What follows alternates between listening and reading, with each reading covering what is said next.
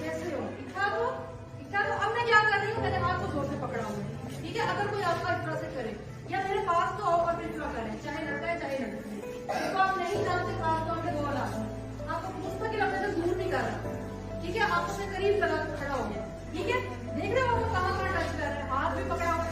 चले अब next step फौरन लेना है, नेक्स्ट कदम, नेक्स्ट जो काम करना है वो फौरन करना है। क्या करोगे? अभी तो बड़ा कोई भी नहीं है एटलीस्ट, अब क्या करोगे? ये गली में हो रहा है, चलें अच्छा जी। और जी आओ तो सही मेरे पास आओ, ठीक फौरन से मारनी है करेंगे। इससे ऊंची चीख होनी चाहिए, इतनी ऊंची चीख होनी चाहिए, कोई बच्चा है यहाँ पे बहुत ऐसा चीख कर सकता है। आ जाओ। अच्छा मैं बैठकर चाकू नहीं कर रही हूँ, ठीक है, मैं सिर्फ आपको मिसाल दे रही हूँ, ठीक है। जोर से नहीं पकड़ा हुआ मैंने, रोककर बहुत अगर जोर से पकड़े या आराम से पकड़े, लेकिन चलो बेटा मैं ना आपको अपने घर लेके चलता हूँ, मेरे घर में ना बहुत सारे तोते हैं, आओ तुम्हें तोते दिखाता हूँ, ठीक है। या फिर तुम्हें चॉकलेट पसंद होगी ना, ठीक है, आओ मैं तुम्हें चॉकलेट